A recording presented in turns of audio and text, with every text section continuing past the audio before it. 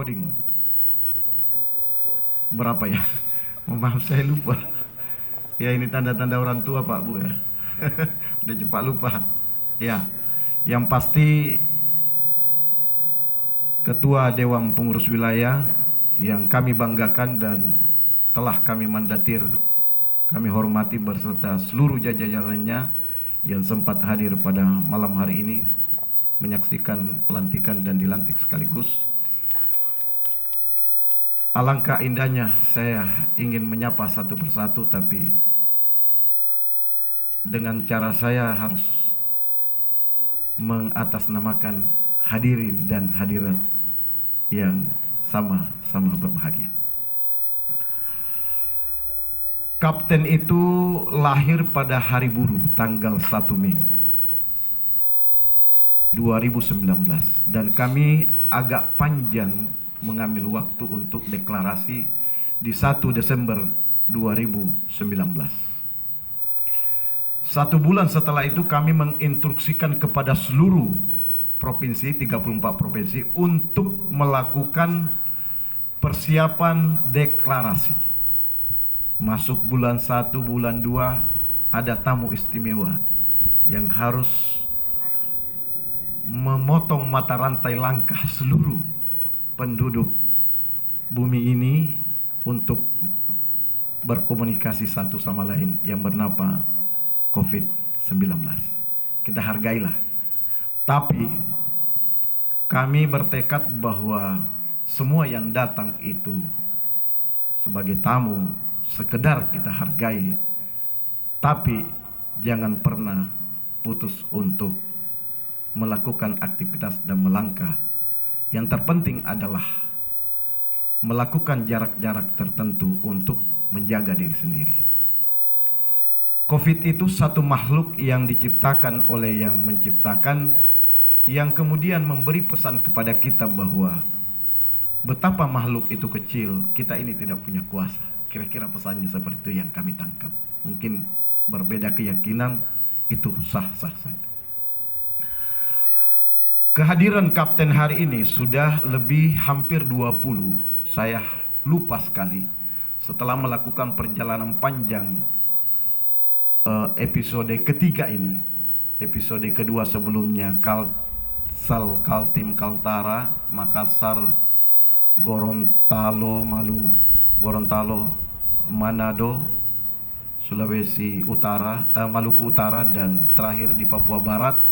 Dan kami harus berhenti di Papua Barat, seharusnya melanjutkan ke Papua Jayapura, tapi karena tidak ada penerbangan sekaligus membuat putar balik karena jadwal sudah tersusun yang lain, harus dipending Papua. Hari ini kami start lagi di langkah yang ketiga, start di NTT, besok Jambi, Palembang, Kepri, Batam, kemudian Sumatera Barat, Padang, dan Medan, terakhir di ujung barat yaitu Aceh. Episode keempat akan berlanjut setelah dari Aceh.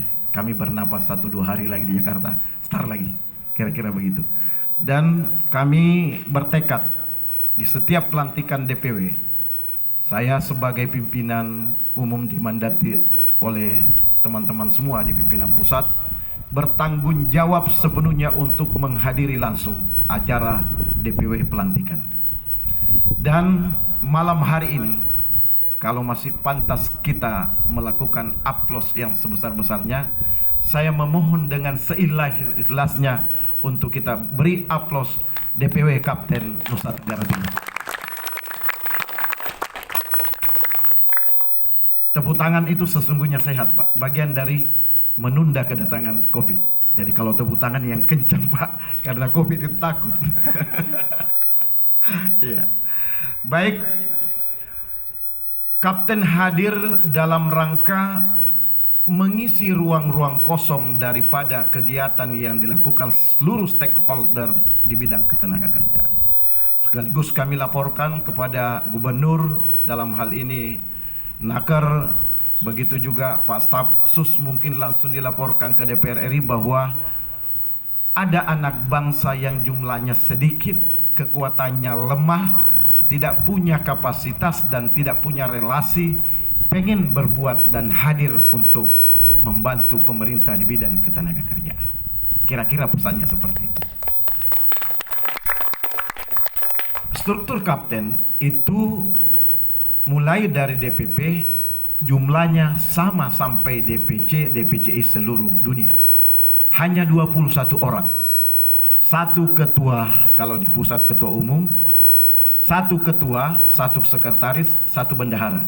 8 pembantunya wakil ketua, 8 wakil sekretaris, dan 2 bendahara, pembantu bendahara. Jumlahnya 21 orang. Sehingga kalau rapat tidak mungkin, kalau voting pasti akan ada keputusan. Ya. Kenapa harus 8? Karena ada 8 komponen yang harus dikerjakan oleh wakil ketua 1 dan partner wakil ketua 1. 2, 3 dan seterusnya. Bendahara tugasnya bertiga, memikirkan kapten untuk bagaimana dapurnya ngepul. Karena ini kapten adalah nirlaba statusnya, nggak boleh cari duit. Maka yang cari duit adalah bendahara. Tadi bendaharanya cewek, saya pikir-pikir cewek juga bisa cari duit pasti. Sudah ada gambaran nanti seluruh bendahara itu berkumpul sesama bendahara, mulai dari nasional, provinsi itu berkumpul, dan tugasnya hanya memikirkan bagaimana kapten punya langkah dan tidak terhenti hanya karena persoalan operasional. Itu tugasnya bendahara. Jadi harus dirubah image, cara pandang, kata Pak Stafsus, bahwa bendahara itu bukan tugasnya terima duit. Keliru dong. Tugasnya bendahara adalah melahirkan uang untuk kesejahteraan dapur sebuah organisasi. Jadi kalau bendahara tidak siap-siap cari duit, cepat minta dibantu untuk diganti. Tapi saya kira setelah diseskakan, kami yakin para bendahara sudah siap. Begitu juga petugas-petugas yang lain sesuai dengan job directionnya. DPW kemudian 34 provinsi, tekad kami tanggal 30 September sudah harus terlantik semuanya. Karena 1 Oktober sampai 31 Desember, 3 bulan kurang lebih, 119 negara yang hari ini baru 1 Malaysia kami lantik. Itu kami akan loncat satu persatu negara untuk kami lantik semua negara tersebut. 119 negara. Sekali ini sudah ada 30 dan yang lain juga mempersiapkan diri untuk dilantik satu persatu. Apa fungsinya antara pengurus yang ada di Indonesia dan ada di luar negeri? Di luar negeri itu adalah pencari kerja, pencari lowongan kerja.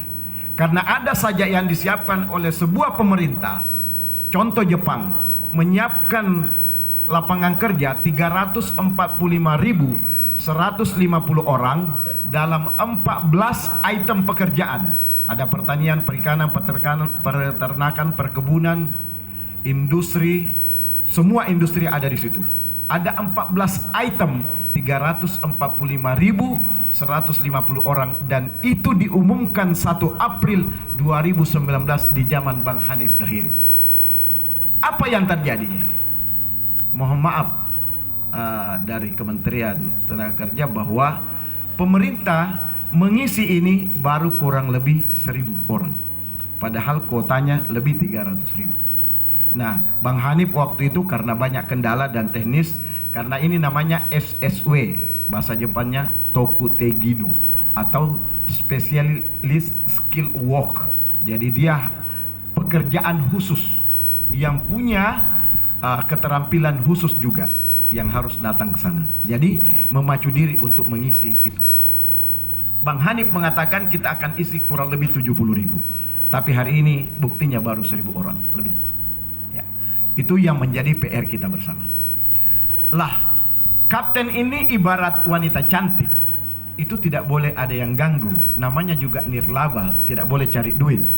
Tapi hari ini kapten telah menyediakan roket-roketnya untuk mendorong kapten lebih cepat lagi, kurang lebih 22 badan otonom. dan itu berbadan hukum semuanya. Mata rantai kami putus, dan semua di badan otonom itu adalah orang-orang profesional di bidangnya. Saya akan bicara tidak semuanya. Misalnya kita butuh perlindungan hukum, Kapten punya LBH. Hari ini sudah ada 50 advokat terbaik di Indonesia dan berkumpul di Jakarta, siap mengawal persoalan-persoalan di bidang ketenagakerjaan, baik dalam negeri maupun di luar negeri. Ada LSP, Lembaga Sertifikasi Profesi, sudah kerjasama BNSP untuk melakukan sertifikasi apa saja. Yang pasti Kapten, kebalikannya naker. Maaf, naker itu tidak ada tanggung jawab menciptakan lapangan kerja. Mohon maaf, saya membaca sekian kali undang-undang ketenagakerjaan, tidak ada tugas dan tanggung jawab ketenagakerjaan untuk menciptakan lapangan kerja. Jadi kalau ada menganggur, Bapak Kadis itu sebenarnya sah-sah saja dan sukses-sukses saja. Tapi Kapten bertanggung jawab menyelesaikan yang namanya ketenagakerjaan dan menciptakan lapangan kerja sebanyak-banyaknya. Dalam hal LSP itu semua kegiatan bisa disertifikasi. Saya kasih contoh yang sangat sederhana sekali. Waktu kami lantik DIY, saya bertemu salah seorang anjal, komunitas anjal, anak jalanan. Saya bilang, seharusnya pariwisata, anak jalan ini bagian dari asesor yang harus disertifikasi. Dan Kapten bertanggung jawab melegitimasi sebagai sebuah profesi anak jalanan. Karena mereka menjadikan itu sebuah profesi dan pilihan hidupnya, layak disertifikasi. Sisa nanti dalam sertifikasinya bagaimana mekanisme tidak mengganggu orang dalam kedatangannya, dan dia tetap menjadi anak jalanan yang ditunggu orang yang datang pada saat itu. Itu contoh. Nah, artinya apa saja bisa disertifikasi. Cara kami menyelesaikan dapurnya Kapten, kami menginstruksikan kepada seluruh bendahara se-Indonesia, bahkan sedunia, dimulai dari DPP, wajib bendahara DPC, karena ini di tingkatan bawah. Dapurnya DPC harus berpenghasilan 100 juta tiap bulan. Bagaimana caranya? DPC dalam hal ini bendaharanya, ini sudah bisa menjadi program ini, Pak Ketua. Itu programnya bendahara. DPC dalam hal ini bendahara di tingkatan kabupaten kota itu bertanggung jawab setelah di-SK-kan dan dilantik. Program utamanya bendahara adalah mencari lapangan kerja tidak keluar dari kabupaten itu minimal 1.000 orang. Kenapa terjadi pengangguran? Karena tidak ketemu yang punya lapangan kerja dan yang mau bekerja. Kapten hadir di tengah-tengahnya untuk menyambungkan keduanya. Misalnya bendahara setiap hari jalan bikin tim, cari, mungkin jaga toko, mungkin cleaning service, mungkin siram bunga dan sebagainya. Apa saja pekerjaan itu, tapi pekerjaan itu harus disertifikasi baru boleh masuk di situ. Kapten melahirkan pekerjaan minimal 1.000 pekerjaan lokal. Tugasnya bendahara wajib mencari lapangan kerja 1.000 per kabupaten kota. Itu tugasnya bendahara, bukan tugasnya ketua, bukan tugas sekretaris, wakil ketua dan wakil sekretaris. Tugas bendahara bertiga mencari lapangan kerja minimal 1.000 dan mencari pekerja untuk didistribusi ke sini. Tugasnya LSP mensertifikasi profesinya untuk kemudian didatangkan ke sana. Apa yang diajarkan? Dia harus beretika, menghargai orang, sopan dan sebagainya. Itu hal-hal kecil itulah yang dilakukan, dan dia harus digaji, diminta kepada yang punya pekerjaan itu supaya digaji minimal sesuai dengan UMR. Dan sebagai penyedia jasa tenaga kerja, Kapten ya mintalah misalnya 100.000 per kepala. Bayangkan kalau 100.000 orang, artinya DPC dapurnya punya duit 100 juta per bulan. Karena 1.000 kali 100.000, artinya ada 100 juta duitnya DPC setiap bulan yang masuk. Cari lapangan kerja itu minimal sampai ketemu 1.000 orang yang mau bekerja di situ. Nah, artinya kalau 500 kabupaten kota seluruh Indonesia bergerak 30 November, 1 Desember nanti, 1 bulan atau 2 bulan ke depan, sudah ada 1.000 lapangan kerja dan pekerja yang disiapkan, disinkronkan dan bertugas bekerja di situ. Kapten sudah hidup dan pekerja selesai 540.000 seluruh Indonesia. Berapa persen dari 6 juta itu selesai? Ini kapten menyelesaikan dengan caranya. Dan indahnya kapten menyelesaikan lapangan kerja sekaligus dapat duit 100 juta tiap bulan DPC-nya. Asik kan? Ya. Kapten punya Yayasan Sekolah Merah Putih. Nah, Yayasan Sekolah Merah Putih ini adalah yayasan Indonesia banget. Dan mudah-mudahan tolong kami pesankan kepada disampaikan ke Gubernur, segera lahir Yayasan Sekolah Merah Putih di sini. Ya, Pak Gubernur bertanggung jawab misalnya tempatnya, apanya, dan koordinasi dengan bagaimana caranya terlahir. Untuk apa Sekolah Merah Putih ini?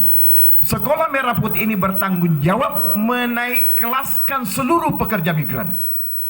Jadi kalau pekerja migran yang ada di NTT ini misalnya ada 10.000, itu adalah sekaligus bekerja dan dia adalah siswa dan mahasiswa di Yayasan Sekolah Merah Putih. Jadi kalau dia berangkat SD, 3 tahun kemudian dia pulang harus naik kelas menjadi SMP, berijazah SMP. Kalau dia berangkat dengan ijazah SMP, maka dia pulang nanti sudah SMA. Karena ada sekolah online, sekolah digital terbesar di dunia nanti, yaitu sekolah Yayasan Sekolah Merah Putih, Yayasan SMP namanya, kapten. Itu tugasnya kapten, untuk menyekolahkan ini semua. Sekolah dan itu diusahakan gratis. Kenapa harus ada itu? Untuk mengantisipasi kenakalan-kenakalan yang terjadi ketika bekerja. Banyak, karena kami penyaksi, kami pelaku, pekerja atau buruh, ketika pagi hari bekerja, malam hari ngelantur, begadang dan sebagainya. Tapi kalau sudah sekolah juga, maka dia bertanggung jawab buka-buka bukunya, buka-buka secara online, apa pelajarannya hari ini, apa pelajarannya besok dan seterusnya, apa PR-nya hari ini. Jadi tidak ada kesempatan untuk nakal di luar negeri. Itulah cara kapten untuk menyelesaikan persoalan masalah-masalah yang terjadi di luar negeri. Terdidik para pekerja, mengangkat derajat para pekerja yang tadinya SD, pulang SMP, bekerja lagi, naik kelas lagi menjadi SMA. Kalau dia S2, bagaimana pulang S3, dan kalau dia S3, bagaimana diprofesorkan oleh kapten. Kira-kira begitu programnya Sekolah Yayasan Merah Putih. Jadi wajib ada di setiap tempat. Program kedua, karena hanya 2 yang kami sarankan programnya, yaitu menjadi sekolah vokasi terbesar di Indonesia. Dan ini sudah kerjasama Kementerian Pendidikan Dirjen Vokasi. Anggarannya ternyata besar sekali, Pak. Itu dari 700 triliun. Amanah undang-undang kalau sampai semua 700 triliun. Dari 3 dirjen, kalau nggak salah sampai 4 dirjen itu, maka yang terbesar duitnya adalah Dirjen Vokasi.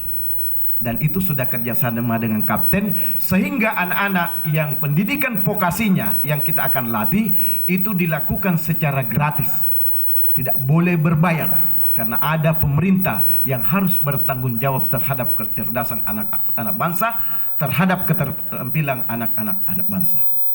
Terutama yang kita sekolahkan nanti ini adalah yang orang tuanya ada di luar negeri. Misalnya bapaknya pergi ke luar negeri, titip sama ibunya, nggak sanggup ngurusin anaknya, sekolah di Yayasan Merah Putih. Ibunya berangkat, bapaknya juga tidak kuat mengurus anaknya, anaknya kita sekolahkan di Sekolah Merah Putih. Bagaimana caranya? Sederhana. Pagi-pagi kita siapkan bus antar keluar sekolah umum terdekat. Jadi seluruh jenjang kita bisa masukkan. Sore hari di sini dilatih vokasinya, mulai jam 1 sore sampai jam 5 sore. Dan ketika berpenghasilan, misalnya anak itu dilatih bertani hidroponik. Ada sistem hari ini yang sudah digagas oleh kapten, bagaimana 1 meter menjadi 4 meter. Ceritanya seperti apa? Dengan pola hidroponik, dibawanya ikan, di atasnya ayam, di atasnya lagi sayur, di atasnya lagi padi. Jadi 1 meter menjadi 4 meter. Tanah sedikit bisa menjadi luas, hasilnya lebih besar. Dan airnya bergulir dan itu alami, membuat sehat warga negara Indonesia. Dan setelah berproduksi dan dijual, diberikan kembali kepada anak itu. Jadi begitu dia pulang, ada duitnya pulang ke rumahnya. Ada keterampilannya dan sudah boleh kalau dia seorang petani, bengkel-bengkel dan seterusnya. Ya, seperti itu. Itulah kegiatan Kapten. Sudah panjang, Pak? Sedikit lagi karena tadi Ketua DPW mengambil waktu sedikit sekali. Ini sayang sekali, tempat yang sangat luar biasa. Sekalipun sebenarnya saya sudah mau merokok. Tadi saya sudah tarik satu. Ini acara resmi. Gak enak. Saya ini Pak kalau nggak merokok dalam 1 jam bisa pingsan saya. Ya. Artinya apa? Bahwa kehadiran Kapten ini, bagaimana caranya? Kami akan bicara 2 saja dulu program. Pertama adalah sebelum buka Malaysia dan paling lambat Malaysia buka COVID, keadaan COVID-nya itu tanggal 1 Januari paling lambat. Bahkan sudah kami dapat kabar itu Oktober atau November sudah buka. Ini kabar, tapi belum dipercaya karena belum diumumkan. Tapi paling jauh itu tanggal 1. Kenapa? 3 bulan yang lalu, bulan Juli kalau tidak 2 bulan yang lalu, bulan Juli kami datang melantik di sana. Kami ketemu pengusaha, apa kata mereka? Pak, kami ini dengan pulangnya orang Indonesia, semua sawit kami bonyok, semua pertanian kami tidak ada yang jalan, semua konstruksi tidak ada yang terlaksana. Sebab kenapa? Yang banyak bekerja di sini warga negara Indonesia. Nah, saatnya kita pasang badan. Sampean-sampean mau ngambil pekerja migran Indonesia, tunggu dulu. Kemarin kami bernegosiasi. 1, negosiasinya Kapten, boleh kami bawa anak kami ke sana dan memang gajinya sederhana antara 4 juta sampai 8 juta, tapi kami minta kepada seluruh perusahaan bertanggung jawab untuk biaya proses sampai anak itu datang di sana. Jadi kami umumkan mulai hari ini bahwa untuk Nusa Tenggara Timur kami berikan mandat untuk merekrut minimal 1.000 per kabupaten kota untuk kita berangkatkan ke Malaysia. Artinya ini harus dilapor ke Pak Gubernur ini. Setelah saya membaca, penduduk di sini antara 7 sampai 5 jutaan. Nah, frekuensi nganggurnya di sini kurang lebih 4 juta, mungkin terlalu banyak ke luar negeri. Ya kurang lebih 70.000 orang nganggur di sini. Artinya kalau Kapten sudah menyelesaikan 22.000 dari 70.000 ini, artinya tinggal 40-an ribu lebih, kurang lebih 50.000 lah. Berapa persen Pak yang terjadi penurunan? Ini patut untuk bagaimana pemerintah kita saling melakukan ini. Dan sama sekali kami tidak bebani pemerintah, apalagi terhadap anak itu. Biaya pelatihannya kami tanggung. Datang dari rumah ke tempat pelatihan kami kasih biaya transport. Lalu kemudian mau medical check up kami biayai. Lalu kemudian apalagi? Hari ini ketika dia bayar paspor, kita akan semua berikan itu.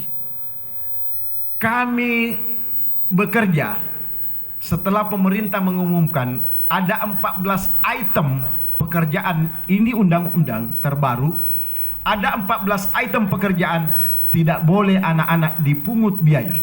Jadi kami harus sampaikan kepada semua yang hadir, kalau ada keluarga mau kerja di luar negeri dan masuk di 14 item itu, misalnya PRT, perkebunan, pertanian yang bergaji 4 juta minimal sampai 8 juta, itu tidak boleh berbayar.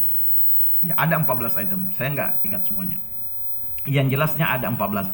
Nah, itu kapten menegosiasi di sana karena di Indonesia pemerintah mengumumkan bahwa gratis yang 14 item ini, tapi persoalannya adalah, mohon maaf sekali lagi, tidak ada yang datang di sana menyampaikan kepada seluruh perusahaan bahwa ini gratis, tolong kalian bayar. Siapa yang datang? Kapten. Kalau di sini diumumkan gratis, lalu perusahaan di sana tidak mau bayar, lalu siapa yang mau bayar? Artinya anak kita terhenti langkahnya untuk berangkat. Kalau anak baru mau bekerja dengan gaji yang sangat tipis sekali, 4 jutaan sampai 8 juta, lalu kemudian mengeluarkan biaya pada saat dia mau berangkat, kapan terima duitnya anak itu? Nah, inilah kita hadir untuk bagaimana nantinya anak-anak kita selesaikan satu langkah ini. Banyak program kapten di Korea, Taiwan, Filipina, Taiwan, Hong Kong, Jepang, Dubai, ada 5 dari 9 negara di Timur Tengah. Itu kita sudah punya job order, tapi kita mulai yang gratis-gratis dulu, yang mudah-mudah dulu. Karena yang paling mudah dimasukkan tenaga kerja itu di Malaysia, karena bahasanya tidak perlu terlalu lama. Seminggu, sepekan kita latih dengan cara-cara bekerja baik terhadap orang, memperlakukan pekerjaannya, mencintai pekerjaan dan seterusnya. K3, keselamatan kerja, cukup itu saja. Ya 3 hari, 7 hari paling lama sekali. Iya, itu kita ajarkan kepada mereka. Dan kapten akan, semua yang diberangkatkan dikawal oleh kapten. Di sana kami punya perwakilan dan Pak Ketua, Pak Kadis dan seluruh stakeholder yang hadir. Kami sampaikan bahwa kami atas nama kapten bertanggung jawab atas warga negara yang ada di sana untuk kemudian melapor kapan saja 1 kali 24 jam terhadap call centernya kapten yang ada di luar negeri. Jadi ketika ada masalah baik di perusahaan, pribadi dan seterusnya, silakan koordinasikan karena konsultannya kapten hadir di sana untuk membackup seluruh. Jadi tidak ada lagi bahwa mereka datang di sana statusnya tidak jelas, tapi kami membawa di sana secara legal dan dia harus kembali tidak legal. Dia sehat berangkat, kembali dengan sehat. Dia tangan kosong berangkat, bawa duit pulang. Itu yang indah. Kira-kira begitu. Pak, tepuk tangan yang kencang saja. Ada tawaran lain, silakan ambil berapapun yang Anda mau ambil.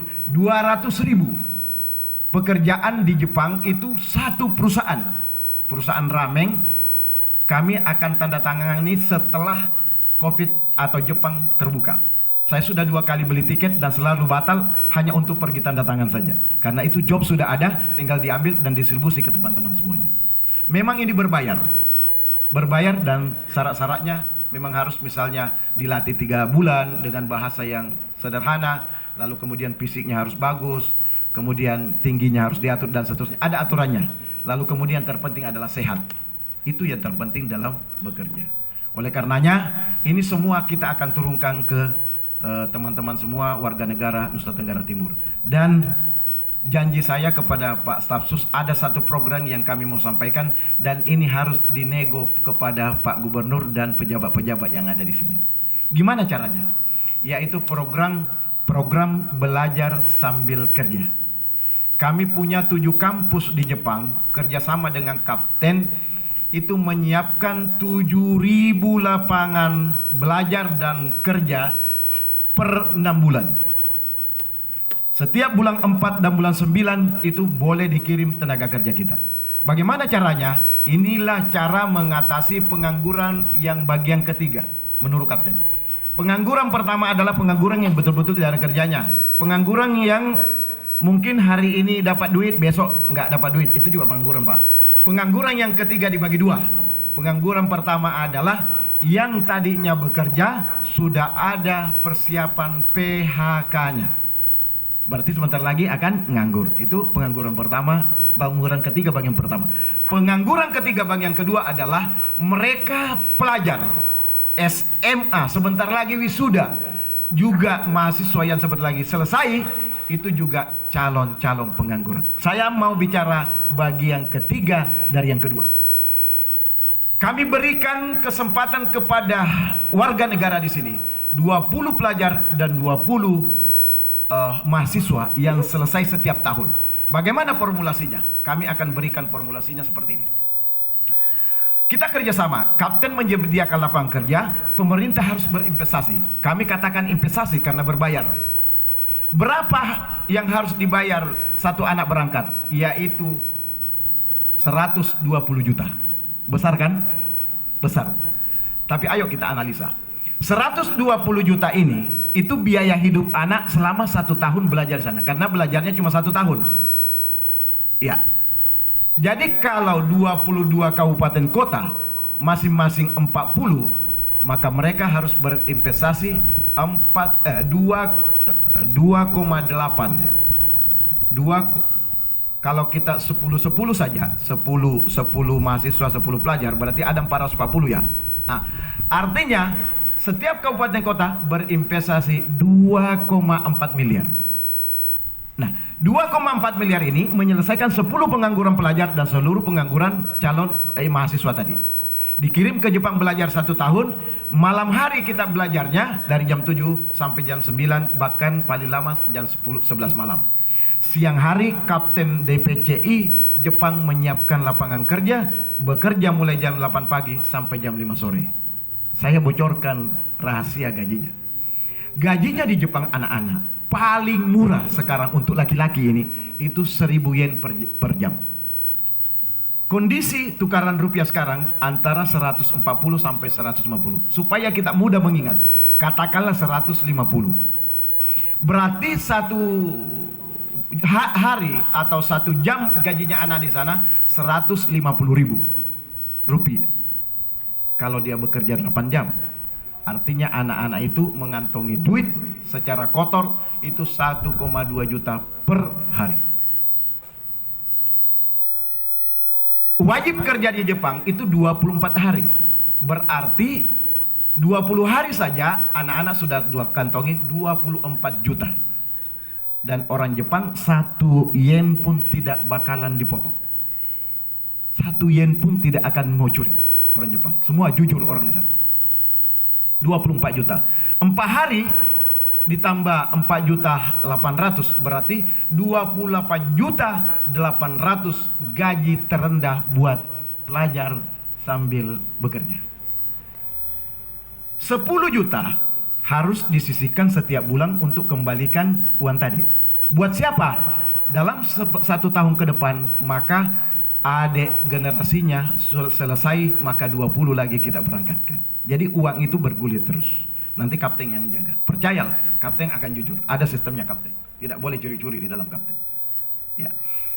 Nah, kalau kita 440 dalam gajinya tadi anak-anak itu kita bagi 10 juta buat kembalikan duitnya, katakanlah dia boros, dia habiskan 8 juta, masih ada 10 juta setiap bulan dia simpan. Artinya setahun anak itu sudah dapat ilmu bahasa Jepang, sudah kantongi duit 120 juta, masih kami tawari lagi 2 urusan. Tawarannya bagaimana? Pertama adalah boleh naik kelas, yaitu bekerja profesional. Karena dia sudah punya kemampuan bahasa. Kami gantikan pisahnya dari pisah pelajar menjadi pisah pekerja.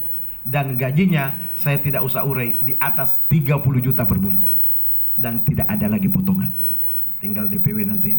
Mas, kemarin kau berangkat tahun lalu gak ada potongan kan? Nah, tahun ini banyak duitnya, gak ada potongan, kasih dong kapten. Nah, silakan mainkan itu. Boleh minta zakatnya, minta sumbangannya. Sudah 30 juta gak ada potongan gajinya tiap bulan. Nah, lalu kemudian ketika dia tidak mau bekerja, kami kasih pilihan kedua, yaitu boleh melanjutkan sekolah. Kalau dia tamat SMA, SMK misalnya, boleh lanjut sesuai dengan jurusannya. Yang tidak ada jurusan di sana adalah jurusan agama, jurusan bahasa. Terutama bahasa Arab. Kalau bahasa Inggris ada. Iya, bahasa-bahasa lain. Ya, kalau bahasa Arab nggak ada di Jepang. Iya, karena ngaji saja susah orang Jepang. Di sana 75% tidak beragama, Pak. Hanya 25%. 17% itu Kristiani, Muslim 1,4, selebihnya saudara-saudara kita Buddha, Hindu dan sebagainya. Itu sisanya. Yang paling kecil di sana Muslim 1,3%. Ya, tapi rukun di sana. Karena tidak ada urusan agama. 75% tidak ada beragama di sana. Dan aman. Jepang hari ini negara terpadat di dunia dan negara teraman di dunia. Bisa saya kasih bayangan, seorang perempuan cantik jelita, dia hanya, mohon maaf, saya agak seksi bicara